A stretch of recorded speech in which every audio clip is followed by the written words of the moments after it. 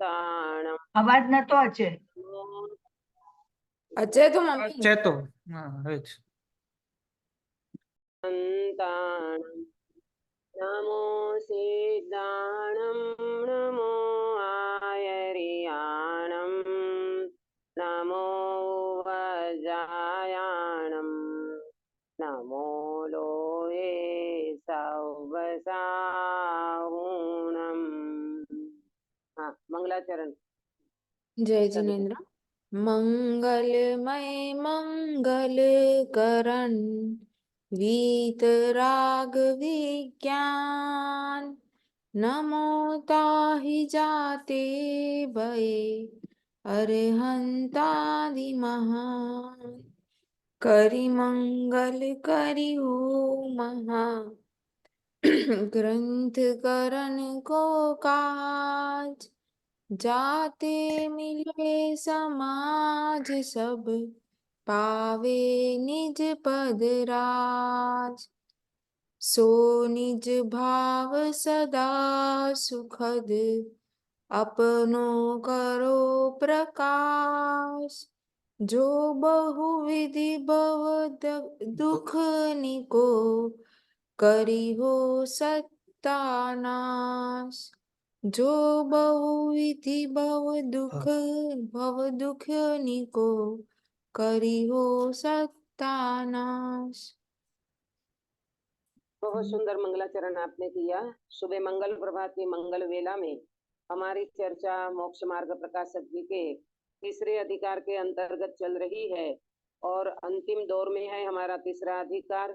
पहले आचार्य देव ने कर्मों की अपेक्षा से संसार का दुख बताया और उसके बाद पर्यायों की अपेक्षा से, है ना, तो एकेंद्रिय से लेकर के पंचेंद्रिय तक के जीवों कैसे कर्म का पर्याय की अपेक्षा से दुख उठाते हैं, वो सारी चर्चा हमने की है। और आज हम 4 प्रकार की इच्छाएं जो पंडित साहब यहाँ पर बताएंगे तो उसकी अपन चर्चा करेंगे। पेज नंबर है 70, आपने भी देखना। दुख का सामान्य स्वरूप। देवगति के दुख का वर्णन हमने देख लिया। अपने को लगता था कि भाई स्वर्ग में तो सुख है, स्वर्ग में कहाँ दुख है, परंतु ऐसा नहीं है। अपनी दृष्टि अगर स्वभाव पे जाएगी तो ही सुख मिल सकता है। इसलिए कल कहा था संयोगों में शांति नहीं है, शांति तो अपने स्वभाव में है ना। और स्वर्ग के देव भी अगर अपने स्वभाव की दृष्टि कर लेते हैं तो वो वहां पर सुखी हो सकते हैं। मिथ्या दृष्टि जीव कहीं पर भी सुखी नहीं रह सकता, है ना। तो समझ लेना कि भाई अकेले स्वर्ग में जाने की भावना करने का कोई मतलब दीदी, नहीं है। हम यहाँ, हाँ अब मनुष्य में युगल या मनुष्य ना वे, हाँ होते हैं ना, तो हमने उनकी युगल बात नहीं मनुष्य की। होते। मनुष्य भाव मूवी के मनुष्य का दुख की बात नहीं हुई।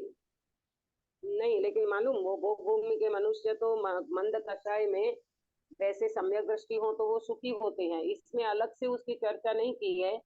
वैसे भोग भूमि तो मनुष्य गति के आ जाते हैं, परंतु वो भोग भूमि के जो मनुष्य हैं वो यहाँ पर तो अभी भोग भूमि है ही नहीं, पर भोग भूमि की चर्चा अलग से इसमें नहीं दी है पंडित साहब ने, क्योंकि अभी वर्तमान में जो कर्म भूमि चल रही है तो यहाँ भोग भूमि अभी नहीं है। उत्सर्पिणी काल आएगा तब भोग भूमि होगी, यहाँ पर अभी नहीं है, इसमें इसका वर्णन नहीं किया है।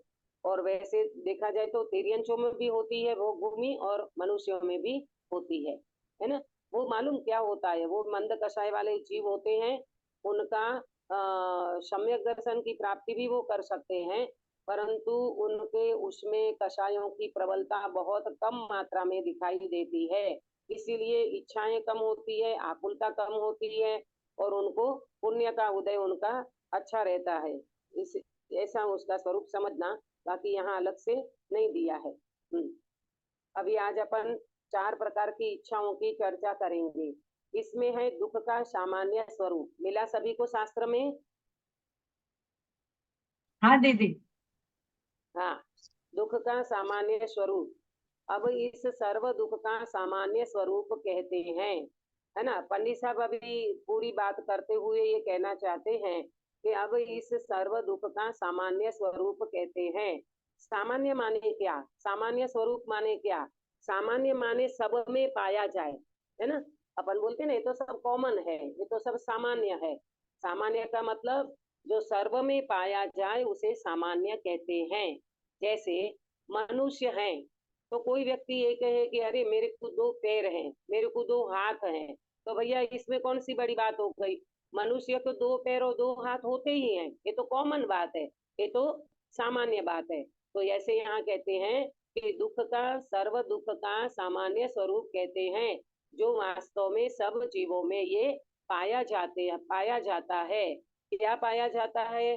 दुख का लक्षण आकुलता है, और आकुलता इच्छा होने पर होती है। दुख का लक्षण क्या बताया, आकुलता। और आकुलता किससे होती है, इच्छा होने पर होती है। आया समझ में। इच्छा होने पर आकुलता होती है, आकुलता से जीव दुखी होता है, और ऐसा कॉमन स्वरूप सर्व जीवों में पाया जाता है। यानी सर्व संसारी प्राणी, अज्ञानी जगत वास्तव में देखा जाए तो दुखी मिलता है। क्यों दुखी मिलता है, क्योंकि उनके अंदर में इच्छाएं होती है।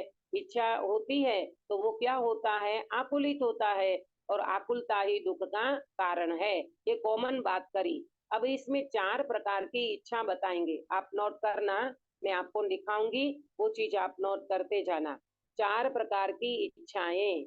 ये जो संसारी जीव हैं, इन संसारी जीव की इच्छा तो वैसे अनेक प्रकार की पाई जाती है।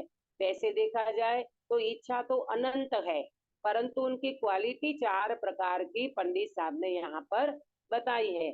तो ये 4 प्रकार की जो इच्छा है उसमें आप नोट करना। प्रथम नंबर की इच्छा, पहले नंबर की इच्छा विषय ग्रहण करने की इच्छा। क्या नाम दिया, विषय ग्रहण करने की इच्छा। पहले नंबर की इच्छा का नाम दिया विषय ग्रहण करने की इच्छा। अब देखो, विषय ग्रहण करने की इच्छा में पंडित साहब क्या बताते हैं। एक इच्छा तो विषय ग्रहण की है, उससे यह देखना जानना चाहता है।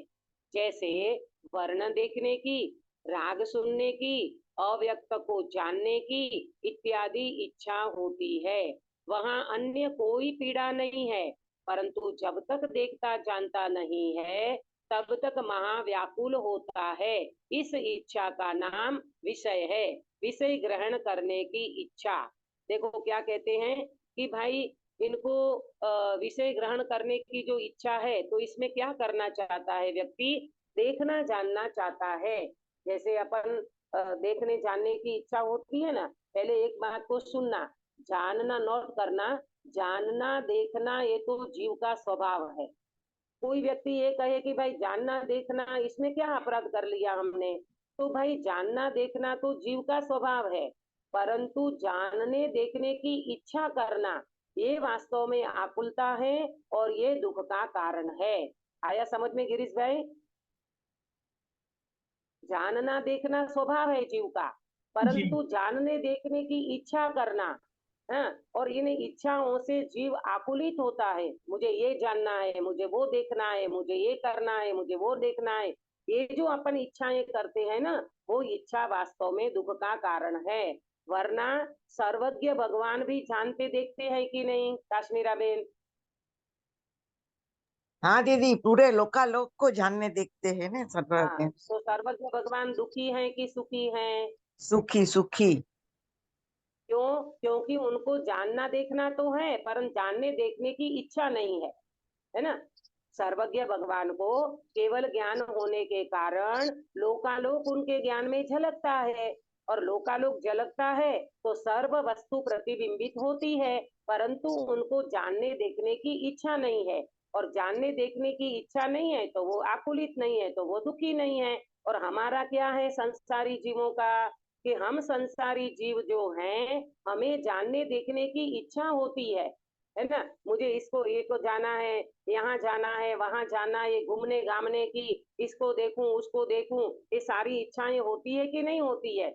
लोग आज यूएस में जाते हैं घूमने, क्यों, मुझे जानना है, मुझे देखना है यूएस को, मुझे कश्मीर जानना है, मुझे यहाँ जानना है, वहां जानना है। दुनिया भर की इच्छाएं जीव को पड़ी रहती है, क्योंकि अभिप्राय में उस जीव को इच्छा है और पर को जानना देखने की इच्छा रहती है। आज देखना, अखबार है, टीवी है, फेसबुक है, इंटरनेट पे जो भी चलता है वो सब क्या है? वो सब जानने देखने की इच्छा है। और उसमें जो व्यक्ति जानना देखना की इच्छा तो करता है, परंतु वो प्रॉपर नहीं जान पाता तो वो दुखी बना रहता है ना?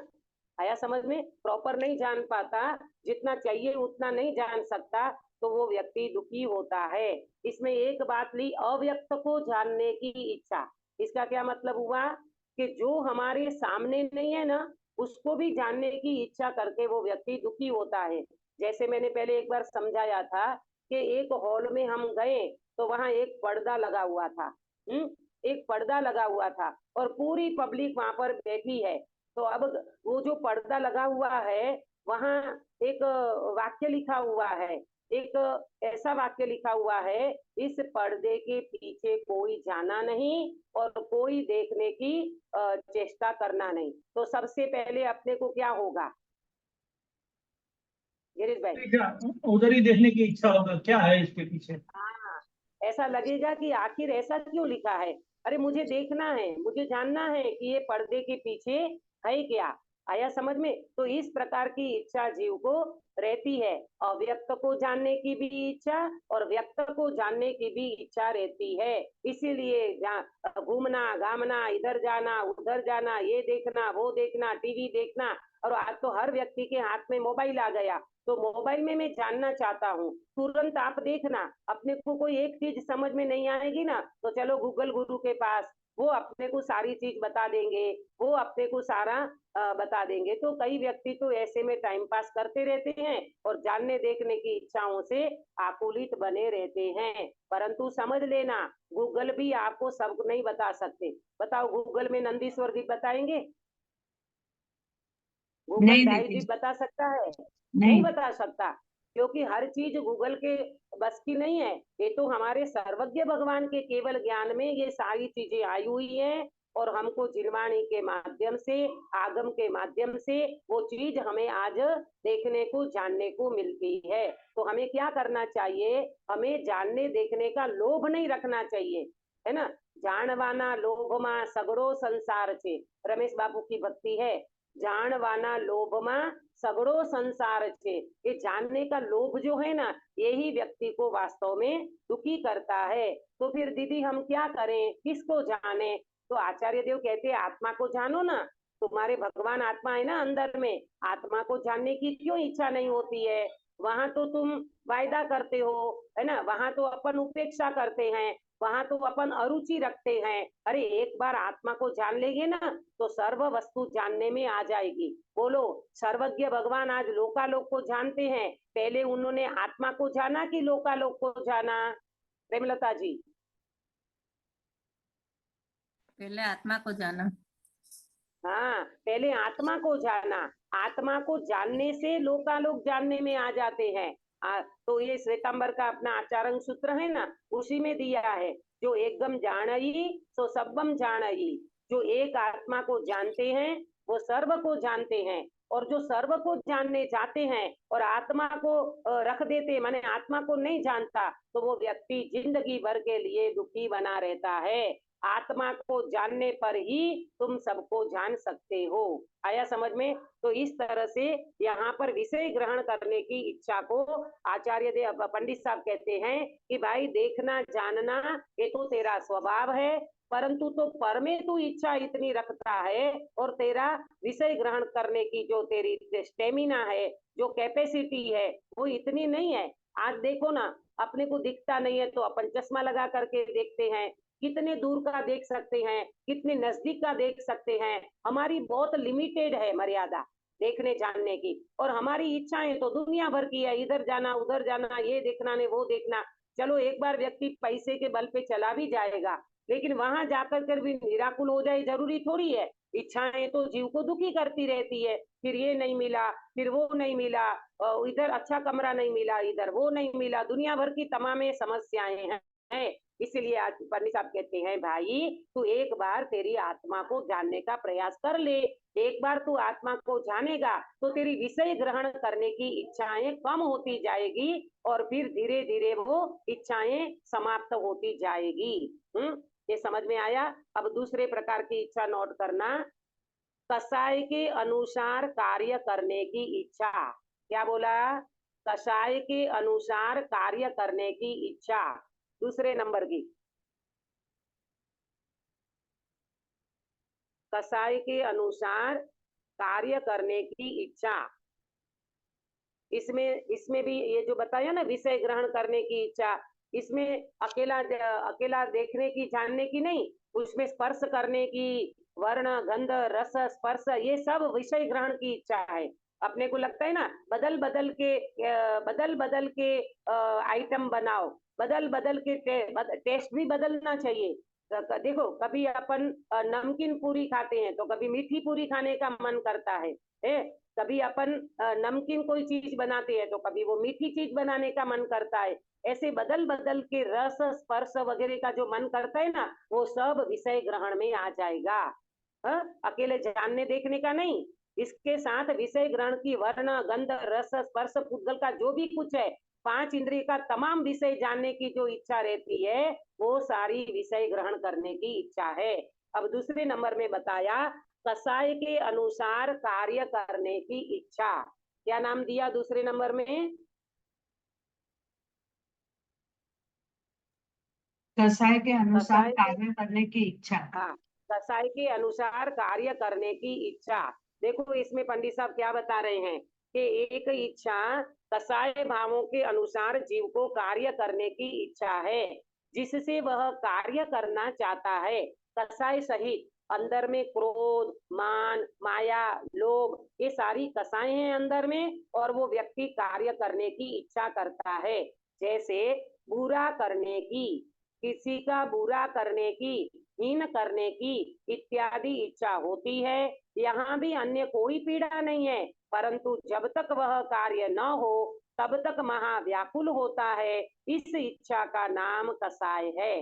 अब देखो संसारी जीव को कसाय तो होती है, तो पंडित साहब यहाँ पर कहते हैं कि भाई कसाय में वो जीव करता क्या है? कसाय के अनुसार जो कार्य करना चाहता है तो उसमें क्या करना चाहता है? क्रोध से किसी का बुरा करना चाहता है। क्या चाहता है किरण बेन? क्रोध से किसी का बुरा करना चाहता है। हाँ, क्रोध से किसी का बुरा करना चाहता है। मान से व्यक्ति अपनी महंतता दिखाना चाहता है, मैं बड़ा हूँ, मैं बड़ा हूँ, मैं उनको नीचा दिखाऊं और अपने को बड़ा दिखाना चाहता है। ये मान संज्ञा के कारण ऐसा होता है। नहीं नहीं, उसको तो कुछ नहीं है, अरे मैं ऐसा हूँ, पैसों के बल पे, सत्ता के बल पे, वाणी के बल पे, धन के बल पे, ऐश्वर्य के बल पे, है ना, हर प्रकार से वो महंतता दिखाना चाहता है। आया समझ में? एक कसाय अनुसार कार्य करने की ऐसी इच्छाएं उस जीव को चलती है, और माया से छल ग्रहण करके सामने वाले व्यक्ति को वो करना चाहता है। आया समझ में? तो सामने वाले व्यक्ति का बुरा हो जाए, क्रोध में चाहता है सामने वाले व्यक्ति का बुरा हो जाए, और इसके घर में इनकम टैक्स वाले आ जाएं, इनका सारा पैसा ले जाए। अरे भैया तू ऐसा क्यों परिणाम करता है? आएगा नहीं आएगा उसके उदयाधीन है। तू ऐसी भावना रखता है, इससे तो तेरा बुरा होगा। सामने वाले व्यक्ति का बुरा होना नहीं होना किसके ऊपर है? कौन बताएगा? उसके उदय के अनुसार, उसके अधीन, उसके उदय उनके के बात के हिसाब से। कर्म आदि। उसके हाँ, भवितव्य के कर्म अधीन, हाँ, उसके बहुत बढ़िया। भवितव्य के उसके अधीन। भवितव्य के अधीन कर्म का उदय और भवितव्य, क्योंकि तीसरे अधिकार में जब हमने पर्याय कर्म की चर्चा की थी ना, तो उसमें हर चैप्टर में, हर कर्म में पंडित साहब उनके भवितव्य के अधीन है। अच्छा बुरा होना उनके भवितव्य के, उनके कर्म के उदय के अधीन है। जीव तू ऐसा कसाई क्यों करता है, और ऐसे इस प्रकार की कसाई करके तू नवीन कर्मों का बंध क्यों करता है? ये पंडित साहब यहाँ कहते हैं कि भाई देखो जीव को मालूम कैसा कैसा वो रहता है, कसाई कैसी पड़ी रहती है अंदर में, कि कोई बहुत पैसे वाला व्यक्ति हो, हाँ, तो उनको ये लगता है कि मंच से मेरा नाम आना चाहिए, मैंने इतना दान किया है ना, तो आपने अलाउंस क्यों नहीं किया? मेरे मेरे नाम का अलाउंस होना चाहिए। मैंने लाख रुपया दिया, इतना दिया, उतना दिया, जो भी कुछ दिया, तो भी वो व्यक्ति को लगता है मेरा मंच से नाम आना चाहिए। अरे विद्वान प्रवचन करते हो तो मेरा नाम लेना चाहिए, मेरा नाम नहीं लेते हो, मैं तो यहाँ का अध्यक्ष हूँ। अरे भैया तुम अध्यक्ष हो गए तो ये तो तुम्हारी एक पुण्य के उदय से तुम्हें पद मिला होगा, तो इसमें तू ऐसी कसाई क्यों रखता है कि मेरा नाम आना चाहिए, मेरा यहाँ ये होना चाहिए? ये सारी व्यक्ति की कसाई है। और मालूम इतना नहीं, दुनिया पर अपनी चलाना चाहता है, घर में, समाज में, संप्रदाय में, हर जगह पे अपनी चलाना चाहता है। ये सब क्या है? कसाई के अनुसार कार्य करने की इच्छा है। आया समझ में? तो ये सब यहाँ पर समझना चाहिए। देखो विचार करें ना अपन कि व्यक्ति है ना, ज्यादा से ज्यादा व्यक्ति मालूम कसाई के अनुसार कार्य करने की इच्छा है ना, पर कार्य तो तुम्हारे भवितव्य के अधीन होगा, है कार्य तो तुम्हारे भवितव्य के अधीन होगा। अरे तुम अंदर में कोई ऐसी कसाई कर लोगे और ऐसा कार्य तुम चाहोगे तो हो जाएगा क्या? जरूरी है क्या? नहीं होगा। तुम्हारा उदय नहीं होगा तो वैसा नहीं होगा। कोई व्यक्ति किसी को कहता है उस व्यक्ति को मार दो, तुम्हें इतना पैसा देता हूँ, तुमने इतना, वो सारी उनको रिश्वत देता है, पर सामने वाली व्यक्ति की आयु होगी ना तो तुम कुछ भी नहीं कर पाओगे। आया समझ में? कुछ भी नहीं कर पाओगे। ऐसे कई तुम्हारे अखबारों में, तुम्हारी ये टीवी में और तुम्हारे इनों में आती रहती है घटनाएं, बहुत आती रहती है। उनने ऐसा मारने का प्रयास किया, वो मर नहीं पाया, वो यहाँ से भग गया, वहां से छूट गया, ऐसा हो गया, वैसा हो गया। ये सारी तमाम बातें तुम्हारे कसाई के अनुसार इच्छा तो हुई, परंतु कार्य होना नहीं होना ये उनके उदय और भवितव्य के ऊपर रखता है। इसीलिए जवाहरलाल नेहरू का ये वाक्य है शायद, अपने दुख से, देखो सुनो ध्यान से, अपने दुख से जीव इतना दुखी नहीं है जितना दूसरों के सुख को देखकर दुखी होता है। नोट करो, अपने दुख से जीव इतना दुखी नहीं है जितना दूसरों का सुख को देखकर जीव दुखी होता है। आया समझ में? एक कसाई से होता है, सामने वाले व्यक्ति ने बंगला बना लिया तो उसको उसका बंगला देख देख करके दुखी होता रहता है।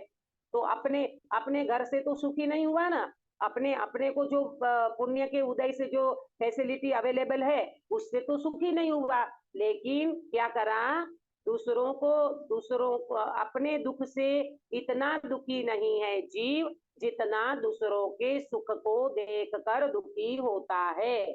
आया समझ में? ये भी कसाय है भाई, हाँ बिल्कुल कसाय है। दूसरों का अच्छा देख करके, उसकी चढ़ती देख करके, उसका प्रोग्रेस देख करके ये व्यक्ति दुखी होता रहता है। अरे भाई, तो पंडित साहब तो यहाँ ये कहना चाहते हैं, तुम ये कसाई के अनुसार दूसरों का कार्य मत, तुम्हारी कसाई कम करो ना। तुम अभ्यास करना हो तो अंदर में अभ्यास करो और वस्तु स्वरूप का विचार करो, तो ही तुम इन कसायों को जीत पाओगे, वरना इन कसायों को जीतोगे नहीं, सोच सोच करके दुखी बने रहोगे। क्या बोला? सोच सोच करके दुखी बने रहोगे और तुम्हारी कसाएं बिल्कुल शांत नहीं होगी। इससे तुम पीड़ित हो रहे हो। परंतु तुम एक बात को समझ लो, भवितव्यता की पावर को समझो। सुनो सुनो, भवितव्यता की पावर को समझो। भवितव्य को जो मंजूर होगा वो होगा, होनहार में जैसा लिखा होगा वैसा होगा। मैं किसी का बुरा चाहता हूँ तो सामने वाले का भवितव्य जोरदार होगा, उनकी होनहार अच्छी होगी तो मैं उनका बुरा बिल्कुल नहीं कर पाऊंगा। ये भवितव्यता की पावर को समझ लो तो अपनी तकलीफ मिट जाएगी और अपनी कसाई गलेगी तो अपनी इच्छाएं गल जाएगी, इच्छाएं गल जाएगी तो जीव निरपेक्ष हो जाएगा, तो उससे ये व्यक्ति सुखी हो जाएगा। तो आई दो प्रकार की इच्छाएं समझ में, पहली विषय ग्रहण करने की इच्छा और दूसरी कसाई के अनुसार कार्य करने की इच्छा। अब तीसरे नंबर की इच्छा नोट करना। तीसरे नंबर की इच्छा, पाप के उदय में होने वाली इच्छा। पाप के उदय में होने वाली इच्छा। अरे पाप का उदय चल रहा है व्यक्ति का, तो उसमें भी इच्छाएं होती है कि ये मेरा पाप का उदय चला जाए, मेरा पुण्य का उदय आ जाए। और पाप के उदय में दो चीज को नोट करना, एक शरीर के ऊपर, माने शरीर में पाप का उदय शरीर में आता है तो उसको दूर करना चाहता है। और दूसरा संयोगों को दूर करना चाहता है। पाप के उदय में दो चीज कौन सी अंकित भैया? तो शरीर के ऊपर जो बुरा होता है उसमें और संयोगों में हाँ, बुरा होता है एक उसको तो दूर। शरीर में कोई तकलीफ होती है तो उसको दूर करने की इच्छा होती है, और दूसरा संयोगों को हटाने की इच्छा होती है ना। प्रतिकूल संयोग आ जाए तो इसको हटा दो, अनुकूल संयोग आ जाए तो इसको रख लो, तो इस प्रकार की इच्छा। और शरीर में जो होता है तो शरीर में रोग आ जाए, शरीर में क्षुधा लगे, शरीर में पीड़ा हो जाए, प्यास लगे, भोजन की इच्छा होवे, तो मुझे ये सब मिल जाए और मेरी तकलीफ शरीर की दूर हो जाए। ये कब होता है? पाप के उदय में व्यक्ति को शरीर और संयोगों में परिवर्तन करने की इच्छा होती है। परंतु बड़े पंडित साहब की वो पंक्ति आपने सुनी होगी, पापोदय में चाह व्यर्थ है, नहीं चाहने पर भी हो, पुण्योदय में चाह व्यर्थ है, सहज पने मन वांछित हो। इसका अर्थ समझ में आया? पापोदय में चाह व्यर्थ है, नहीं चाहने पर भी हो। क्या इसका मतलब, इसका मीनिंग कौन समझाएगा? किसको समझ में आया? मतलब हम जो नहीं चाहते हैं वो पाप के उदय में होता है। हाँ, बहुत बढ़िया। हम चाहते नहीं है तो भी वो पाप के उदय में होता रहता है। हम नहीं चाहते हमारे शरीर में कैंसर हो जाए, हम नहीं चाहते हमारे घर में कोई ऐसी प्रतिकूलता आ जाए, हम नहीं चाहते हमारे बच्चे का एक्सीडेंट हो जाए, हम नहीं चाहते हमारे घर का कोई मेंबर चला जाए, या हमारे शरीर में किसी भी प्रकार का कुछ परिवर्तन आ जाए, तो भी ये व्यक्ति को कर्म का उदय जब आता है तो पाप के उदय में तुम नहीं चाहोगे तो भी होगा। क्यों? क्योंकि तुम्हारे पूर्व का जो पाप का बंद किया था ना कर्म का, वो अब उदय में आया है और ये पाप का उदय चल रहा है। तो पाप के उदय में व्यक्ति कुछ भी ना चाहे तो भी वो हो करके ही रहता है। क्या सीता ने चाहा था कि गर्भवती अवस्था में रामचंद्र जी मुझे जंगल में निकाल दे? कौन चाहता है? अपने महलों को छोड़ के, अपने पति की छाया को छोड़ के कौन व्यक्ति दूर हो जाना चाहता है? परंतु वो घटना घटी है, वो घटना घटी पाप के उदय में। परंतु एक बात को ध्यान रखना, जो ज्ञानी होते हैं, जो सम्यक दृष्टि होते हैं, सीता माता धर्म माता थी, सम्यक दृष्टि थी, तो उसको ये तकलीफ भले आई पर वो तकलीफ में आकुलित नहीं हुई है। उनको राग का राग नहीं आया, सम्यक दृष्टि थे ना, भले इच्छा हुई होगी, थोड़े बहुत आकुलित भी हुए होंगे कि आकुलता नहीं, आकुलता की आकुलता नहीं, राग का राग नहीं, अभिप्राय का दोष नहीं था, इसीलिए विपरीतता नहीं चली अंदर में कि हे रामचंद्र जी तूने ये क्या कर दिया, मैं भी करके दिखाऊंगी। नहीं नहीं नहीं, हे आर्यपुत्र, आपने तो संदेशा क्या भेजा था मालूम? हे आर्यपुत्र, आपने मेरे को जंगल में निकाल दिया गर्भवती अवस्था में, कोई बात नहीं, ये तो मेरे पूर्व कर्म का उदय है। परंतु हे आर्यपुत्र, तो किसी की बात को सुन करके, धोबी की बात सुनी, किसी की बात को सुन करके मेरा त्याग किया तो भले किया, परंतु जीवन में किसका त्याग नहीं करना? सुधाबेन, सम्यक्त्व का, सम्यक्त्व का। हाँ, धर्म का त्याग नहीं धर्म का करना, धर्म सम्यक्त्व का त्याग नहीं करना, जिन शासन का त्याग नहीं करना। पतिदेव, ये तो जिन शासन से तो अपन टिके हुए हैं, ऐसा मैसेज एक धर्मात्मा ही भेज सकता है। आजकल की महिलाएं हों, आजकल की बच्चियां हों, तो कहेंगे चल डिवोर्स ले लो, मुझे बिल्कुल तुम्हारी जरूरत नहीं है ना। ये क्या बोलता है? ये अपनी कसाई बोलती है। आया समझ में? तो पाप के उदय में चाह व्यर्थ है, नहीं चाहने पर भी हो, पुण्योदय में चाह व्यर्थ है, सहज पने मन वांछित हो। और पुण्योदय में क्या होता है? पुण्य के उदय में क्या होता है? कौन बताएगा? काश्मीरा बेन। पुण्य में दीदी हम कुछ भी इच्छा नहीं करते फिर भी सब जो जो मतलब अपने को अच्छा लगता है वो हो ही जाएगा। हाँ, कि भाई पुण्य का उदय चल रहा है ना, तुमको कुछ काम को नहीं भी चाहो तो भी वो तुम्हारा काम सहज पने से हो जाता है। ऐसा अपन कई बार देखते हैं। हमने तो सोचा ही नहीं था और हमारे घर पे वो चीज आ गई। हमने तो सोचा ही नहीं था और हमारे शरीर मेरी तंदुरुस्ती एकदम अच्छी हो गई। जो भी कुछ घटनाएं घटती है वो सारी अच्छी पुण्य के उदय से ही घटती है। 6:30 बजे तो मेरे दीदी, को बताना। हाँ हाँ वही आज वही पूछना था आपको। आज भी 6:30 बजे, तो 6:30 बज हाँ गए। हाँ, बच गए बच क्योंकि गए। हमारी गाड़ी गाड़ी वाला निकल गया है, अभी आने वाला है। तो इसलिए हम करेली जा रहे हैं। मुझे मैसेज देना था कि करेली में वनिता बोधिनी शिविर है। मैं और प्रतीति दीदी हम दोनों इन वनिता बोधिनी शिविर को अटेंड करें, मतलब कराएंगे।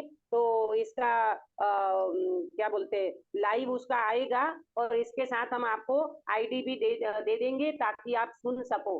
दूसरी बात ये है कि ये वनिता बोधिनी शिविर खास करके लेडीज के लिए रखी गई है। तो उसमें जो लेडीज मासिक धर्म संबंधी, एबॉर्शन संबंधी और स्त्री अपने आप को दीनहीन मानती है उस संबंधी, स्त्री को शिक्षाएं देना, स्त्री को कैसे उनका भविष्य बच्चों का और अपना उज्जवल बने ये देखना, स्त्री का सौंदर्य क्या है ये समझाएंगे। फिर स्त्री को जैनत्व की गरिमा कैसे आना चाहिए, ये अलग अलग टॉपिक के ऊपर मेरा लेक्चर रहेगा। आप लोगों को सुनना होगा तो आप बता देना, तो हम आपको वो भेज देंगे, है ना। तो आप लोग भी इसका लाभ ले सकते हैं। देखो, चारों अनुयोग का तात्पर्य भीत रखता है। अकेली शुद्धात्मा की अपन बात सुन लेते हैं, परंतु अपने जीवन में सदाचार कैसा, अपना संस्कार कैसा, अपनी संस्कृति क्या है, ये सारी चीजें भी अपने को समझना चाहिए। अगर आपकी भावना होगी तो मैं आपको भेज दूंगी, ठीक है। अभी का समय हो चुका है और शेष चर्चा अपन अगले गुरुवार को करेंगे और लगभग अपना पूरा हो जाएगा अगले सेशन में। और उसके बाद अपन क्विज करेंगे तो अपना तीसरा अधिकार समाप्त हो जाएगा, ठीक है। निज निधि निज में बताई यह अनंत उपकार है, इसके लिए जिन वाणी माँ को वंदना शतवार है, वंदना शतवार है। अक्षा बेटा कायो सर कराओगे? हाँ दीदी। जय जिनेन्द्र। नमो अरिहंताणम, नमो सिद्धाणम, नमो आयरियाणम, नमो उवज्जायणम, नमो लोय सव साहुणम। नमो अरिहंताणम, नमो सिद्धाणम, नमो आयरियाणम, नमो उवज्जायणम, नमो लोय सव साहुणम। नमो अरिहंताणम, नमो सिद्धाणम, नमो आयरियाणम, नमो उवज्जायणम, नमो लोय सव साहुणम। नमो अरिहंताणम, नमो सिद्धाणम, नमो आयरियाणम, नमो उवज्जायणम, नमो लोय सव साहुणम।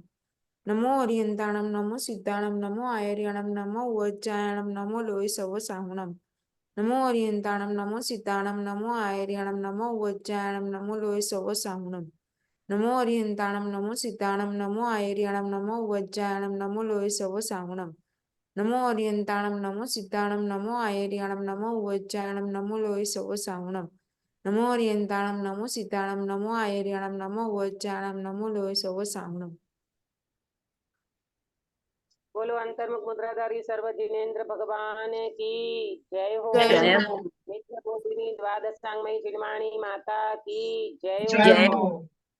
3 कम 9 करोड़ सर्वे वितरागी महामुनि राजों की जय हो। जय हो। परम अहिंसामय वितरागी जैन धर्म की जय जय हो। हो। सभी को जय जिनेन्द्र। जय जय।